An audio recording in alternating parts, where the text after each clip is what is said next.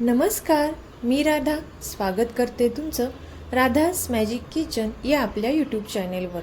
तर आज आपण पाहणार आहोत प्रसादाचा शिरा मऊ लुसलुशीत कसा बनवायचा।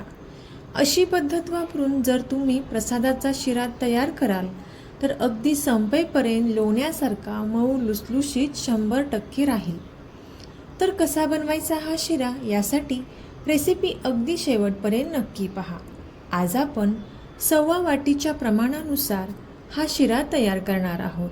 तर त्यासाठी अचूक प्रमाण आणि योग्य पद्धत वापरून आज आपण हा शिरा तयार केलेला आहे। चला तर मग आजच्या रेसिपीला आपण सुरुवात करूया। तर सर्वात अगोदर इथे मी एक वाटी घेतलेली आहे। या वाटीच्या प्रमाणानुसार इथे आपल्याला सर्व साहित्य मोजून घ्यायचं आहे। आता इथे मी या वाटीने 1/4 वाटी रवा घेतलेला आहे। एक वाटी आणि दुसरी वाटी आपल्याला अर्धीपेक्षा थोडीशी कमी घ्यायची आहे। आता इथे आपण शिरा तयार करताना मोठ्या रव्याचा वापर करायचा आहे। हा रवा इथे आपल्याला स्वच्छ असा निवडून घ्यायचा आहे। आता रवा आपण एका साईडला ठेवून देऊया। यानंतर इथे आपल्याला साजूक तूप घ्यायचं आहे। आता इथे आपण हे साजूक तूप थोडंसं गरम करून घेतलेलं आहे आणि ज्या वाटीने आपण रवा घेतलेला आहे त्याच वाटीमध्ये इथे आपल्याला हे संपूर्ण तूप घालून घ्यायचं आहे। आता एक वाटीला अगदी थोडंसं कमी तूप इथे आपण यामध्ये घेतलेलं आहे। आता यानंतर आपण हे तूप सुद्धा एका साईडला ठेवून देऊया। आता ज्या वाटीने रवा घेतला तूप घेतला त्याच वाटीने 4.25 कप इथे आपण दूध घेतलेला आहे। आता यामध्ये आपण 1 चमचा साजूक तूप घालून घेतलेला आहे। आता इथे आपल्याला या शिऱ्यामध्ये दुधाचा वापरच करायचा आहे। आता आपण हे दूध एका साईडला गॅसवरती ठेवून देणार आहोत। इथे मी कढईमध्ये तूप घालून घेतलेलं आहे।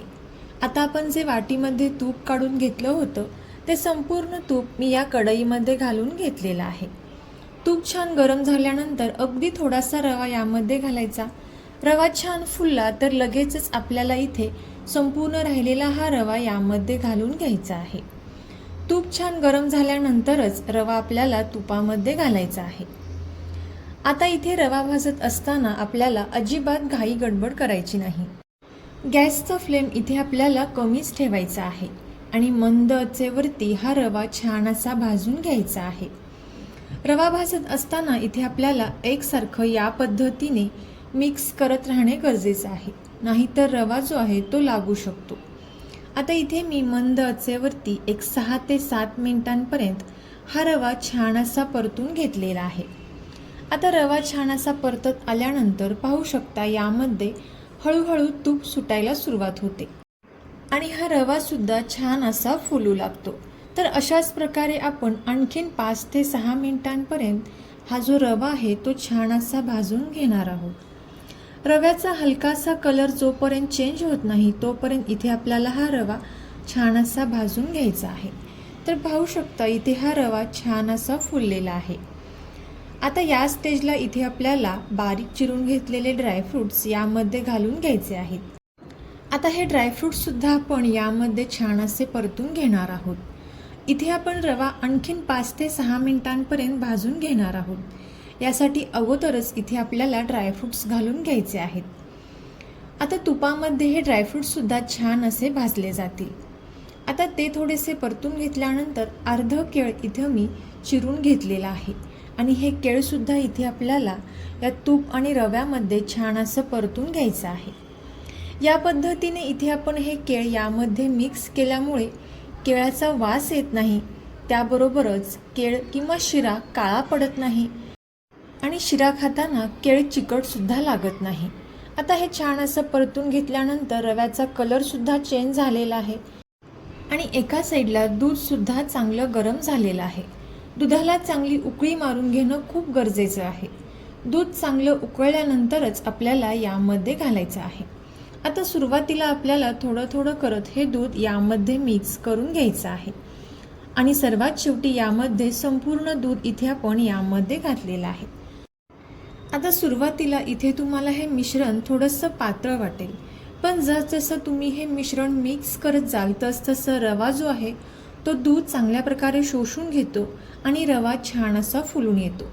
तर इथे आपल्याला 5 ते 6 मिनिटांपर्यंत एकसारखं हे चांगलं मिक्स करत राहायचं आहे. तर पाहू शकता एक 5 मिनिटांनंतर रव्याने हे दूध चांगलं शोषून घेतलेलं आहे आणि रवा छान असा तयार झालेला आहे. आता यावरती आपल्याला झाकण ठेवून एक 2 ते 3 मिनिटांसाठी छान अशी वाफ येऊन द्यायची आहे. एक 2 ते 3 मिनिटांनंतर चांगली वाफ आल्यानंतर इथे आपण 1/4 कप साखर घेतलेली आहे. ज्या कपने आपण रवा मोजून घेतला त्याच कपने 1/4 कप साखर घेतलेली आहे. आणि सर्वात शेवटी यामध्ये आपल्याला एक अर्धा चमचा वेलची पावडर घालायची आहे. आता आपण हे चांगलं मिक्स करून घेणार आहोत. तोपर्यंत जर तुम्ही आपल्या चॅनेलवरती नवीन आला असाल तर नक्कीच आपल्या चॅनेलला सबस्क्राईब करा आणि सबस्क्राईबच्या पुढचे बेल आयकॉनचे बटन दाबा, जेणेकरून इथून पुढच्या छान छान रेसिपीज सर्वात अगोदर तुम्हाला पाहायला भेटतील. आता साखर घातल्यानंतर हे मिश्रण इथे तुम्हाला थोडंसं पातळसर वाटेल. आता पुन्हा एकदा आपल्याला यावरती झाकण ठेवून एक छान अशी वाफ येऊन द्यायची आहे. त्या अगोदर यामध्ये आपल्याला 1-2 तुळशीची पानं ठेवायची आहेत आणि यावरती ड्रायफ्रूट्स घालून घ्यायचे आहेत आणि झाकण ठेवून आपल्याला चांगली वाफ काढायची आहे. तर पाहू शकता मस्त असा इथे आपला मऊ लुसलुशीत प्रसादाचा शिरा तयार झालेला आहे. तर तुम्ही सुद्धा अशीच पद्धत वापरून शिरा नक्की ट्राय करून पहा आणि कसा झाला ते कमेंट करून नक्की सांगा. तुम्हाला पण ही रेसिपी आवडली असेल तर नक्कीच आपले मित्र मैत्रिणी आणि नातेवाईकांसोबत शेअर करायला अजिबात विसरू नका. थँक्यू.